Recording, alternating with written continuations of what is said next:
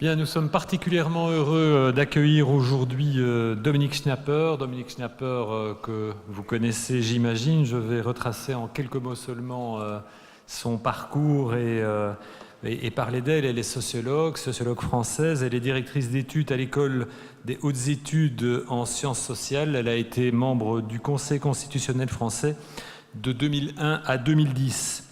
Alors, elle est connue pour ses travaux sur la sociologie de l'intégration sociale et nationale, sur l'universel, la citoyenneté dans la notion démocratique, et on lui doit notamment un grand classique de la sociologie qui s'appelle « La communauté des citoyens sur l'idée moderne de nation », qui a été publié en 1994. Son dernier ouvrage paru « L'esprit démocratique des lois », sorti en 2014, qui a reçu d'ailleurs le prix Paris-Liège, ici en Belgique. Et accessoirement, mais ce n'est pas du tout accessoire, bon sang ne peut mentir, Madame Schnapper est la fille du grand Raymond Aron. Nous allons l'écouter dans une conférence dont le titre est « Séparation du politique et du religieux entre particularisme et vocation universelle ».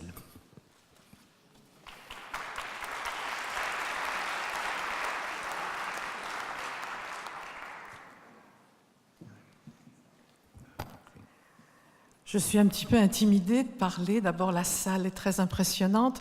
En plus, on a annoncé une grande conférence. Alors, ce sera une conférence. Je me demande si ce sera une grande conférence. Bon, le sujet qui m'avait été suggéré par les organisateurs porte sur la manière dont se pose aujourd'hui dans la société démocratique le problème éternel des particularismes et de l'universel.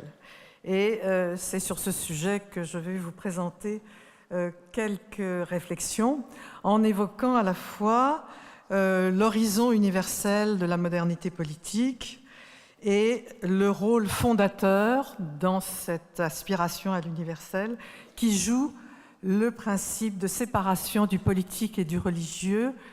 Quel que soit le titre de l'ensemble de ces journées, je ne parlerai pas de laïcité, mais de séparation du politique et du religieux.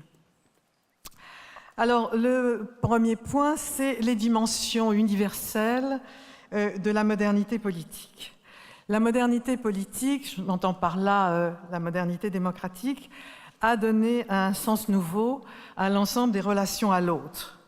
Une nouvelle conception de l'altérité est née sur le fond d'égalité qui est à la fois présumée et affirmée entre tous les êtres humains et sur la double dimension d'universalité de l'homme moderne, c'est-à-dire celle du projet politique et celle de l'application de la raison humaine à la science et à la production.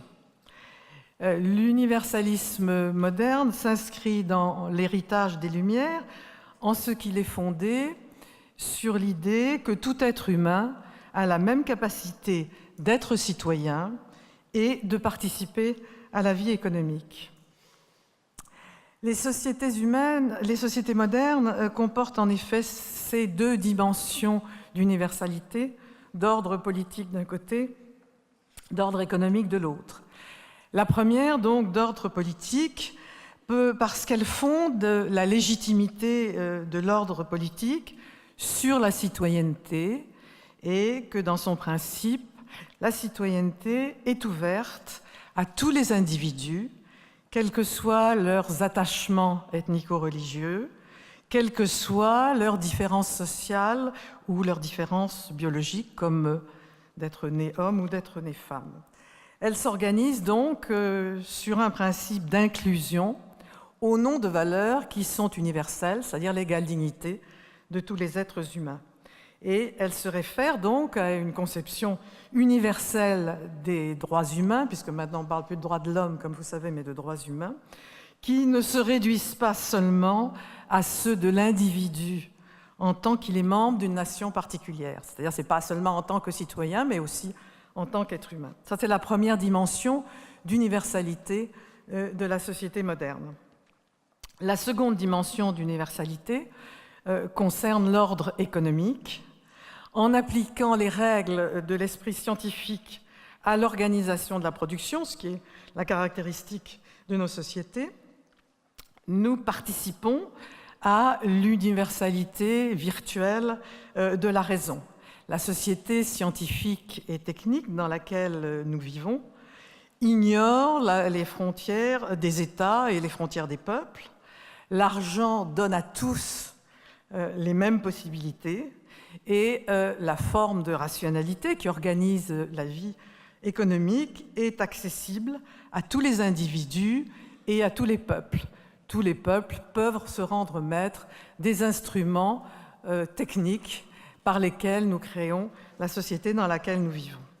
Par ces deux dimensions, celle de la politique à travers l'idée de citoyenneté, celle de la science à travers l'organisation politique, nous présumons ou nous affirmons ou nous vivons sur l'idée que tous les êtres humains ont l'aptitude ou la capacité de participer à la société moderne dans sa double dimension, démocratique d'un côté, productiviste de l'autre, c'est-à-dire organisée autour de la production des biens et des services. Reste que la vocation universelle de la société moderne s'oppose à une autre idée qui est également liée à la modernité politique, c'est-à-dire celle de la relativité et de l'égale valeur de toutes les cultures. La valeur accordée au particularisme culturel est aussi moderne que l'aspiration à l'universel. Et cela d'autant plus que cette aspiration à l'universel est souvent en contradiction avec le besoin des individus de participer à des collectivités ou à des communautés particulières, qu'elles soient définies en termes historiques ou en termes religieux, parce que ces collectivités historiques leur permettent de donner un sens à leur existence et à leurs expériences. Et cette tension entre la vocation universelle et l'attachement des individus à des collectivités historiques dont ils sont réellement ou symboliquement issus est une source de tension qui est au cœur de l'ordre démocratique. Alors cette idée de la relativité des cultures a de longtemps précédé la naissance de l'anthropologie et dans la simple tradition en langue française, on peut la faire remonter à Montaigne et avant. Mais l'inspiration des anthropologues au sens large du terme, c'est-à-dire des spécialistes des sciences humaines, repose sur le combat contre l'ethnocentrisme et sur l'affirmation du relativisme culturel. Pascal l'avait dit, vérité en deçà des Pyrénées, et qui ne l'est plus au-delà des Pyrénées. Donc ce n'est pas le relativisme culturel qui est maintenant unanimement admis, bien au-delà du cercle des anthropologues, par tous les individus démocratiques, et nous en sommes tous. C'est sur le sens et les limites de ce relativisme qu'il y a aujourd'hui un grand débat. Ce relativisme est-il lui-même absolu ou est-il relatif ? S'il est absolu, ça veut dire que chaque culture serait absolument irréductible aux autres, que tout jugement de valeur deviendrait impossible dans la mesure où tout jugement de valeur est porté par quelqu'un qui appartient à une culture et donc il serait marqué par la culture dont il est un exemple. Toutes les modalités, et du coup ça pose la question, toutes les modalités des diverses cultures sont-elles équivalentes, ont-elles la même valeur, ce qui serait le relativisme culturel absolu, ou bien, et c'est la question de fond, par-delà la relativité des cultures, existe-t-il un horizon d'universalité, un horizon d'universalité qui autorise le jugement moral ? Alors c'est une question qui avait été posée dans le cadre de l'Académie des sciences morales et politiques par Raymond Aron à Claude Lévi-Strauss, et que je vous formule. Des jugements universels sur des comportements moraux sont-ils incompatibles avec le relativisme culturel ? Et j'ajoute que Lévi-Strauss n'avait pas donné une réponse claire, de sorte que les relativistes relatifs et les relativistes culturels se remettent à sa réponse en trouvant chacun pensant qu'elle appuie sa propre position. C'est comme ça qu'on devient célèbre. À cette question, deux réponses peuvent être données. Le relativisme peut être absolu ou relatif. Les tenants d'un relativisme qu'on peut qualifier donc d'absolu ont adopté l'idée que le progrès global de l'humanité ne peut être mesuré que dans des secteurs particuliers de la vie sociale et non pas globalement, qu'il est susceptible de connaître des stagnations ou des régressions. Ils se sont toujours refusés à porter un jugement global sur une culture, c'est-à-dire dire qu'une culture est globalement supérieure à une autre, et à ordonner les cultures sur une échelle qui serait commune à toutes les sociétés humaines. Ils se refusent donc à porter un jugement soit moral, soit intellectuel sur les valeurs respectives de tel ou tel système de croyance ou telle forme d'organisation sociale. Et il se réfère à une phrase de Lévi-Strauss que je vous cite, « Les critères de moralité étant pour elle, par hypothèse, toujours fonction de la société particulière où ils ont été énoncés. » Donc, il se réfère à une théorie de la connaissance selon laquelle les critères de signification et de vérité, comme ceux de la morale, relèvent en dernière analyse de la convention culturelle, ça pourrait être autrement. Ils n'ont jamais reconnu qu'une seule supériorité de l'Occident, c'est celle de la maîtrise technique, et encore ils tendent à la relativiser. C'est un court moment de l'histoire humaine. D'autres civilisations furent longtemps en avance sur l'Occident, ce qui est vrai. Toute avance n'est jamais que provisoire, ce qui est vrai aussi, ne fût-ce qu'à cause de la dimension universelle du savoir, qui fait que tous les peuples sont susceptibles d'en devenir les maîtres. Mais surtout, leur argument principal, c'est que la primauté donnée à la science et à la technique est relative à notre culture et qu'elle ne comporte pas de dimension universelle, ni cognitive, ni morale. Pour eux, on ne peut pas concevoir l'unité de la condition humaine par l'existence de règles universelles morales, puisque toute morale est inévitablement liée à une société particulière. On ne peut le faire que par une conception vitaliste de l'homme, par définition commune à tous, et par la recherche d'universaux formels. Voilà, définition du relativisme absolu. La seconde réponse est celle du relativisme qu'on peut appeler relatif. Pour reprendre les heureuses formules de mon collègue et ami professeur à l'université de Beyrouth, Selim Abou, les tenants du relativisme culturel relatif, j'ouvre les guillemets, considèrent la relativité des cultures comme elle-même relative, n'excluant ni l'existence de valeurs universelles, ni la possibilité de la communication interculturelle, ni les avantages de l'acculturation. Fermez les guillemets.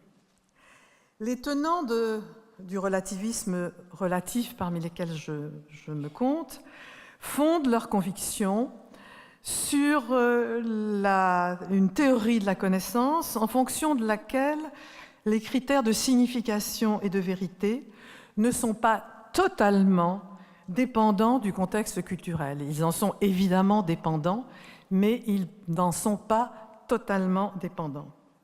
En réalisant ces enquêtes, les anthropologues démontrent qu'ils jugent possible de comprendre les autres, évidemment dans certaines limites, mais nous-mêmes, nous ne nous connaissons bien que dans certaines limites.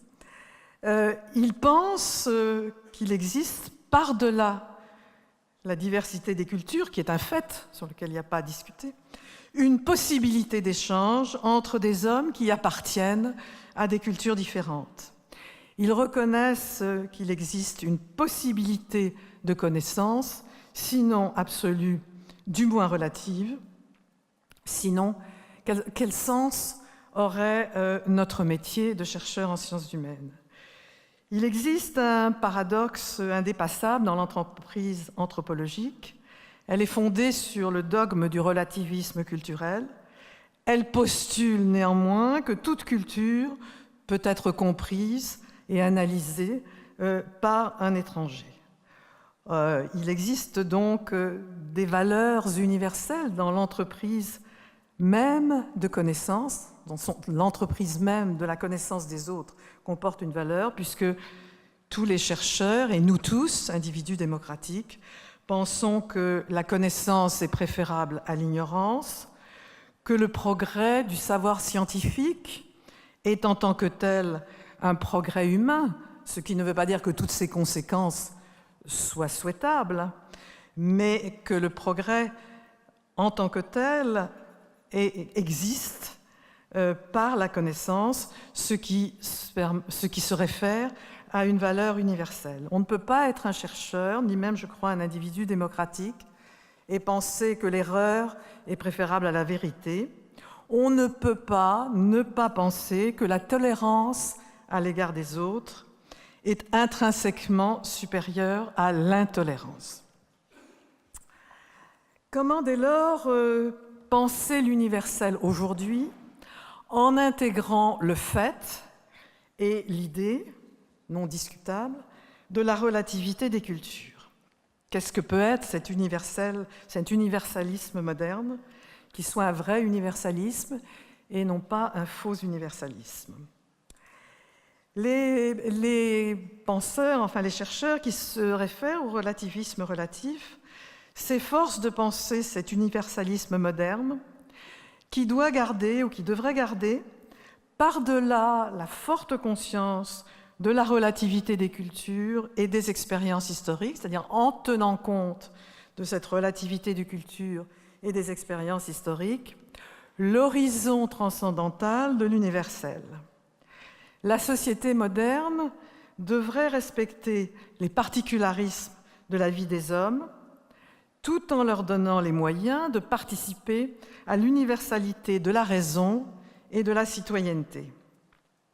En effet, les sociétés ne peuvent se dispenser d'entretenir un projet commun qui soit fondé sur une conception partagée du monde et de son système symbolique, sur le respect de quelques grandes valeurs qui organisent la société démocratique, la recherche de la vérité, le respect de l'autre, la distinction légitime entre les individus, les ordres et les institutions, parce que c'est le respect de ces quelques valeurs qui donne un sens commun à notre destin collectif. Il faut distinguer cet universel dont j'essaie de donner le sens du faux universel tel qu'il a été proclamé au cours du XIXe siècle et dont l'erreur était de confondre l'universel avec la réalité historique particulière, celle de la société occidentale. C'était l'idée que l'universel, c'était nous. Or, par définition, aucune société concrète n'incarne l'universel. Il faut donc penser un monde dans lequel, j'ouvre des guillemets pour citer mon ami Pierre Asner, aucune culture ni aucune politique ne pourrait se targuer d'un accès direct à l'universalité, mais où toutes porteraient la marque d'une inspiration et d'une aspiration à l'universel, sans lesquelles les totalitarismes et les guerres du XXe siècle l'ont bien montré, la culture comme la politique sont exposées aux dérives les plus monstrueuses. Et ce texte remonte déjà à une décennie, et nous avons depuis d'autres exemples de ces risques. Donc il faut penser l'universel non pas comme un contenu, mais prenant une société comme un exemple, donc, mais comme une référence et comme une aspiration. La raison elle-même ne peut être qu'une idée régulatrice. Et donc l'universel, c'est l'horizon naturel de la raison, c'est le principe régulateur qui préside à la comparaison des cultures et aux relations interculturelles. L'homme se caractérise par la tension entre l'être humain se caractérise par la tension entre sa définition d'individu historique, conditionné par son appartenance à une société particulière, et en même temps de sujet transcendantal. Donc, reconnaître des valeurs universelles, c'est se référer nécessairement à une subjectivité transcendantale. Ce qui définit en effet l'humanité de l'être humain, c'est sa capacité, alors même qu'il est inscrit dans une société particulière, de s'arracher, au moins jusqu'à un certain point, aux déterminations qui sont liées à son existence historique particulière. Et pour reprendre les termes classiques de Jean-Jacques Rousseau, c'est la possibilité d'être homme en même temps que citoyen, la possibilité de concilier l'esprit national avec l'idéal de l'universalité, ou en d'autres termes, d'être un citoyen critique, sachant que par définition, le citoyen est critique. Mais ça repose sur l'idée issue des Lumières que l'homme ne se confond pas avec son destin social particulier, mais qu'il se définit par sa capacité de ne pas être le simple produit des déterminations historiques, par sa faculté d'avoir, au moins relativement, une certaine autonomie par rapport à la nature, par rapport à l'histoire et par rapport à la société dans laquelle il est né, et en termes philosophiques, il se définit par sa liberté. C'est donc à partir de ces analyses qu'on peut justifier la condamnation de certains traits culturels, non pas au nom des valeurs de notre propre société, mais d'un principe universel. Il ne s'agit pas, par exemple, de condamner la pratique de l'excision des petites filles dans certaines sociétés africaines en l'assimilant, comme certains l'ont fait, aux expériences médicales des nazis. On peut parfaitement comprendre que la souffrance qui est infligée à ces fillettes a pour sens et pour fonction de leur donner leur place dans une certaine organisation sociale. Mais tout en comprenant ce sens, on peut, et je dirais on doit, condamner des pratiques qui renvoient la femme à sa seule dimension sexuelle, qui la réduisent à son seul destin de membre d'une culture particulière et qui lui dénient ainsi le droit d'exercer sa liberté. On a beaucoup discuté du turban des Sikhs dans la littérature interethnique. Les Sikhs peuvent librement porter leur turban dans les rues de Londres ou dans l'armée du Canada, car cette coutume ne remet en question ni réellement ni symboliquement leur humanité. En revanche, admettre l'excision des fillettes ou l'esclavage des hommes dont la peau est noire, ce serait accepter qu'on définisse une catégorie d'êtres humains par une caractéristique physique, que ce soit le sexe ou la pigmentation de la peau, et qu'on leur interdise, au nom d'un argument biologique, d'exercer leur droit à la liberté qui définit l'humanité de l'homme. Je signale d'ailleurs que le relativisme absolu pourrait aboutir à justifier l'esclavage de ceux dont la peau est noire au nom d'une tradition culturelle particulière. C'est par leur appartenance à une communauté particulière que les hommes, donc, participent à une forme d'humanité universelle. L'universalité de tous les êtres humains, c'est leur capacité de rupture ou au moins de distance avec le donné immédiat, leur capacité de critique à l'égard de leur propre société. C'est dans la conscience de leurs limites et de leur finitude que s'enracine la liberté et non dans l'utopie d'une humanité abstraite ou cosmopolite. Pour citer encore Pierre Asner, il s'agit chaque fois de rechercher la portée universelle de l'expérience unique des différentes cultures. La relativité des cultures prend son sens à l'intérieur de l'humanité de tous les hommes. Je conclus sur ce point. Les penseurs qui s'efforcent aujourd'hui de maintenir la dimension universaliste sont en quelque manière les héritiers de la conception romaine du citoyen et de la dimension universelle du judaïsme développée par le christianisme. Mais ils appartiennent à cet universalisme moderne qui doit garder par-delà la conscience de la relativité des cultures et des expériences historiques l'horizon transcendantal de l'universel. Le défi, j'ose pas dire de ma génération, mais des générations qui viennent, est de penser la dimension universaliste de l'homme historique sans négliger aucune des deux dimensions. Pour comprendre les comportements des hommes, il faut intégrer, même si c'est dans une inévitable tension, le déterminisme des comportements collectifs et la liberté des hommes, la relativité des cultures et des situations sociales et la dimension universelle de la condition humaine. Tout ça se traduit dans la relation aux autres peuples. La société démocratique moderne devrait donc respecter les particularismes de la vie des hommes et des femmes, tout en leur donnant les moyens de participer à l'universalité de la raison scientifique et de la citoyenneté. C'est dans la mesure où les conditions historiques permettent de rendre compte des différences qu'on observe entre les êtres humains qu'elles fondent un universalisme paradoxal, celui de l'historicisation de l'homme. L'universalisme moderne devrait reconnaître pleinement les identifications historiques, les identifications religieuses, à condition, je souligne, qu'elles ne soient pas contradictoires avec les valeurs communes, mais en les transcendant par l'aspiration à l'universalité de la raison et de la morale. C'est la condition de la démocratie et d'une société proprement humaine. C'est pourquoi la politique qu'on qualifie d'intégration est la seule politique possible, puisqu'elle est la seule qui réponde à l'ambition universelle de la société démocratique et à son projet d'inclure tous ses membres grâce et autour des valeurs communes. Elle n'implique pas la disparition ou la dissolution des références ou des identifications à des groupes particuliers, qu'ils soient historiques ou qu'ils soient religieux.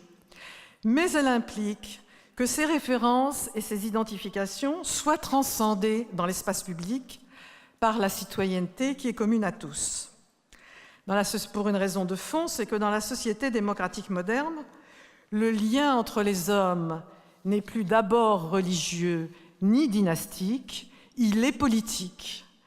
Vivre ensemble, ce n'est plus partager la même religion ou être ensemble sujet du même monarque, je m'excuse auprès de mes amis belges, ou être soumis à la même autorité, c'est être citoyen de la même organisation politique.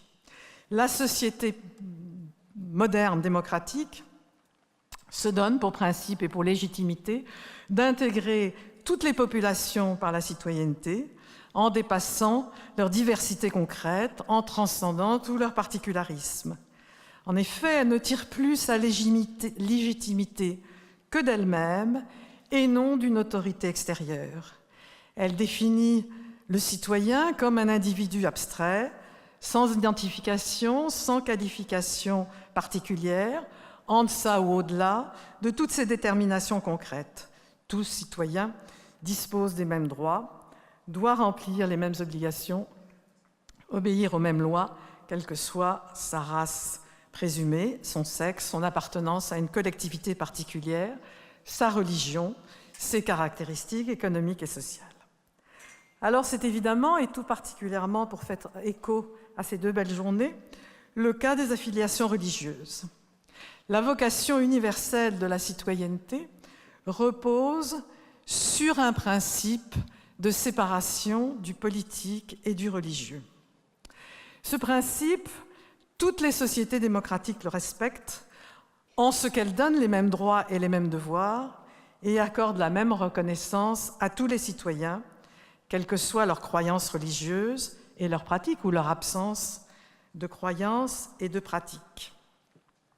C'est cette grande séparation, pour reprendre le terme de mon collègue Marc Lilla en écho à la grande transformation de Karl Polanyi, cette grande séparation entre le politique et le religieux qui fonde l'ordre démocratique. Alors si on se met d'accord pour appeler laïques les sociétés qui se forment à ce principe, toutes les sociétés démocratiques sont laïques, dans la mesure où elles ne sont pas liées au destin de telle ou telle affiliation ecclésiale, dans la mesure où elles refusent de dicter aux individus le sens qu'ils doivent donner à leur destin ici et au-delà, en imposant une certaine conception du monde et de l'au-delà. Elles reposent sur la distinction du public et du privé. Les choix et les pratiques d'ordre religieux s'expriment librement dans la sphère privée, contrôlés dans leurs manifestations publiques par les lois qui garantissent les libertés publiques. Depuis les guerres de religion, dont l'horreur a illustré une fois de plus, ou avant d'autres cas, tragiquement la force des passions religieuses. C'est un principe qui fut, comme vous savez, déjà proclamé par John Locke au XVIIe siècle, qui permet de faire vivre ensemble ceux qui ont des croyances et des pratiques religieuses différentes. L'État est neutralisé religieusement, et dans la mesure où il est neutralisé religieusement, il peut être commun à tous les membres de la société, indépendamment de leurs affiliations et de leurs convictions religieuses. C'est donc un principe d'inclusion universelle et de reconnaissance de tous. Ce principe est constitutif de la nation démocratique dans la mesure où c'est désormais le politique et non plus le religieux qui assure ce qu'on appelle aujourd'hui le lien social. Autrefois, on parlait d'intégration, c'est la même chose, et qui permet de constituer la société. La séparation du politique et du religieux permet en effet à tous les individus, qu'ils n'appartiennent à aucune église, qu'ils fassent partie de l'église majoritaire ou d'une des églises minoritaires, de participer en tant que citoyens également à la vie publique et de se constituer en société. C'est le principe, je souligne qu'il s'agit du principe, il ne s'agit pas de la description des réalités concrètes ou historiques, mais c'est le principe qui est fondateur de l'ordre démocratique, ou en d'autres termes, qui est la connaissance nécessaire de l'idée même de la citoyenneté, et tous les pays démocratiques le respectent. Alors, la séparation des églises et de l'État, qui a été organisée en France par la loi de 1905, a institué cette séparation, et elle a donné les règles qui permettent de respecter la neutralité religieuse de l'État, de gérer la diversité religieuse et de protéger les religions minoritaires. Et ce n'est pas un hasard si dans le monde de 1905, quand la loi a été adoptée, qui était alors très majoritairement catholique, les juifs et les protestants ont été à l'époque les plus favorables à l'adoption de cette loi. C'était mettre sur le même plan la religion de presque tous les Français et de deux religions minoritaires. Aujourd'hui, pour le 1er janvier, on a ajouté aux grands rabbins, aux représentants de la Fédération protestante, et je crois que c'est l'archevêque de Paris, un représentant du monde musulman et des bouddhistes, c'est-à-dire que toutes les religions sont mises sur le même plan, quel que soit le nombre de ceux qu'elles représentent. Mais il est clair que ce principe ne peut jamais être entièrement appliqué tel quel. Il constitue une idée régulatrice en même temps qu'un idéal dans certains pays, non une réalité concrète. Réellement, l'État ne peut pas ne pas organiser, de manière chaque fois spécifique, les relations qu'il établit avec les institutions ecclésiales et avec les différents groupes religieux. Concrètement, il existe nécessairement, il ne peut pas ne pas exister, des compromis, des négociations et ce que nos amis québécois appellent des accommodements raisonnables entre l'État moderne, dont la neutralité religieuse est affirmée ou simplement appliquée, et les diverses forces sociales que sont les groupes religieux, l'Église ou les églises. Le principe de séparation implique de manière nécessaire à la fois la séparation et la collaboration entre l'État religieusement neutre et les églises et les groupes religieux, à condition que ces derniers respectent les lois qui garantissent l'ordre public. Les sociétés démocratiques se caractérisent de ce point de vue par deux traits essentiels. L'indépendance des droits politiques et des affiliations religieuses, dont je viens de vous parler, et d'autre part, le transfert à des services publics religieusement neutres des fonctions d'éducation, de protection sanitaire et sociale qui ont longtemps été assurées par les églises de l'Europe. De ce point de vue, les églises chrétiennes de l'Europe. De ce point de vue, on peut avancer que pour l'action sociale au sens très large du terme, l'État-providence a pris le relais des églises. Et du coup, ces dernières se sont concentrées sur les rapports des individus à l'ultime, pour reprendre une expression de François Isambert. Les interventions politiques ne peuvent donc, dans cette conception, ne peuvent être que marginales, non partisanes, et se résumer à des appels aux grandes règles de la morale commune. C'est une spécificité de la société moderne, car dans l'histoire, les hommes ont toujours fait appel à des autorités transcendantes pour résoudre les problèmes de leur vie en commun. C'est une spécificité de nos sociétés, c'en est peut-être une faiblesse. Alors à partir de ce principe, il faut passer à l'histoire et comprendre les différentes formes et les différents problèmes qui se posent dans l'application dans les sociétés concrètes.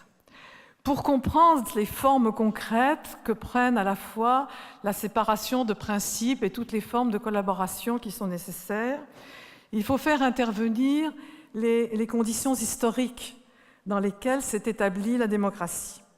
Si ce principe de séparation est commun à toutes les démocraties, la naissance de la modernité politique a connu une histoire singulière, originale, dans chacun des pays démocratiques.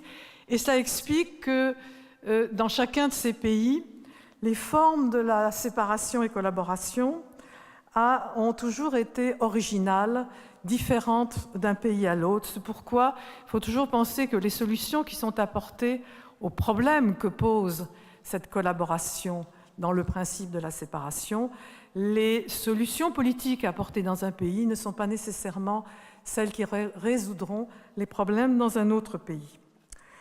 Les formes historiques sont là capitales. Les relations entre la démocratie politique, la modernité politique, et les églises, qu'il y en ait une ou qu'il y en ait plusieurs, non seulement n'ont pas suivi un modèle unique, mais ont été différentes dans chacun des pays. Pour reprendre les deux exemples classiques, certaines églises ont été hostiles à la modernisation politique. C'est le cas de la France, où la modernité est née sous forme révolutionnaire, contre la double légitimité de la royauté et de l'Église catholique, étroitement appuyées l'une sur l'autre. Aux États-Unis, la modernité politique a été partie prenante du rôle des églises et ne s'est pas opposée à la forme nouvelle de l'ordre politique. Et de fait, comme vous savez, aujourd'hui encore aux États-Unis, le président nouvellement élu prête serment sur la Bible, il doit justifier de sa pratique dans l'une des nombreuses églises du pays. Il appelle la bénédiction de Dieu sur les armées, mais vous vous souvenez qu'on a encore béni l'armée en 1914 en France.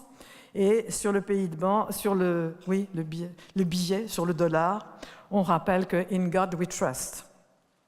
Vous savez aussi que la reine d'Angleterre est le chef de l'église anglicane et de l'église écossaise, qui n'ont pas les mêmes rapports sur le divorce, ce qui permet de gérer ces problèmes de famille. Jusque dans l'an 2000, la Suède a eu une religion d'État. Mais il n'en reste pas moins que dans tous ces pays, on est également citoyen, quelle que soit sa pratique religieuse. D'ailleurs, à contrario, on a imposé aux Grecs de ne plus mentionner la religion sur leur papier d'identité pour être conforme à la législation européenne.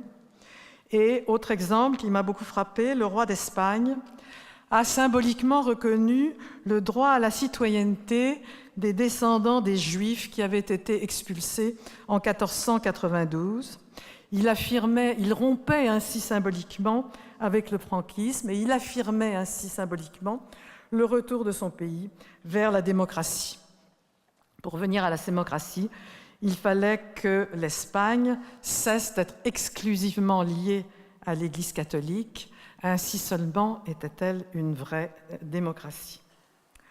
Donc dans chaque nation démocratique, la frontière du public et du privé, c'est-à-dire le rôle de l'État et la liberté des églises et des groupes religieux, est définie différemment. Et elle ne cesse de faire l'objet de conflits et de variations dans le temps. mais la démocratie est l'organisation des conflits et la reconnaissance de ces conflits. Par exemple, la législation nationale, donc laïque, enfin non religieuse, intervient beaucoup plus dans le droit familial que dans le passé, c'est-à-dire que la frontière entre le public et les privés, s'agissant du droit familial, a beaucoup changé. Et on pourrait faire l'analyse dans chaque cas de la manière dont la frontière entre le politique et le religieux varie suivant les conditions historiques de la société à un moment donné. Mais il n'en reste pas moins que le principe d'une séparation entre les croyances et les pratiques religieuses d'un côté et l'universalité de l'espace commun de l'autre doit être maintenu, et cela pour une raison profonde, c'est que ce principe est conforme à notre conception du monde social. Il garantit la liberté de chacun d'exprimer ses convictions religieuses, ainsi, par ailleurs, que la nécessité de respecter des normes communes, ce qu'on appelle l'état de droit, et seul ce respect des normes communes et de l'état de droit permet de faire société, selon le terme plus moderne par lequel on a remplacé celui d'intégration. Alors, je ne vous apprendrai rien, la laïcité est au cœur des débats français depuis plus d'un siècle et elle a repris de l'actualité, si je puis dire. Ce qu'on appelle laïcité dans la vie politique française, c'est la forme française de ce principe général de séparation du politique et du religieux. Parce que la Révolution s'est affirmée contre la légitimité monarchique et religieuse, et que pendant un siècle, il y a eu un conflit de légitimité entre la légitimité révolutionnaire et la légitimité traditionnelle, et qu'il a fallu plus d'un siècle pour qu'elle aboutisse au compromis de 1905, et qu'elle a donc pris une forme spécifique qui est liée à cette histoire spécifique. Et elle suscite une grande littérature, beaucoup de théories, beaucoup de philosophie. On a dû en parler depuis hier, et en tout cas, nous les connaissons tous. Mais dans les faits, les pratiques sont aujourd'hui beaucoup plus proches de celles de toutes les autres démocraties européennes que les discours qui occupent le débat public. Il faut toujours distinguer les pratiques sociales des idéologies, surtout de celles dans lesquelles les individus voient un élément essentiel de l'identité nationale. Et la laïcité, comme vous savez, beaucoup des penseurs français veulent affirmer liberté, égalité, laïcité. Ils y voient un moment central, un point central de leur identité collective. De ce point de vue-là, la France est exceptionnelle, mais toute nation historique, démocratique est exceptionnelle, c'est-à-dire chacune est originale. Chacune présente une forme originale, singulière, particulière de séparation du politique et du religieux. Les formes de la laïcité font partie de l'exceptionnalité française. Elle ne tient pas à ce qu'elle est l'un des pays qui a inscrit la laïcité dans sa constitution. D'autres pays l'ont fait, comme la Turquie, qui n'est pas pour nous tellement laïque, ou le Mexique, qui ne l'est pas vraiment. Alors il ne faut pas faire dire aux constitutions plus que ce qu'elles disent. Cette exceptionnalité tient à l'enjeu que le combat autour de la laïcité a représenté dans l'histoire politique et idéologique de notre pays, à la suite de la Révolution et du caractère hautement symbolique que la dite Révolution a pris dans notre récit national. Elle tient à la réflexion théorique et philosophique qu'elle a suscitée et à la violence du débat sur ces sujets dont nous avons de nouveau des exemples. Mais ne nous laissons pas emporter par le caractère français de cette affaire. Ce dont il faut se souvenir, ce que nous ne devrions jamais oublier, c'est que chaque nation démocratique élabore sa forme particulière de séparation du politique et du religieux, et que cette séparation est constitutive de l'ordre démocratique. Je vous remercie.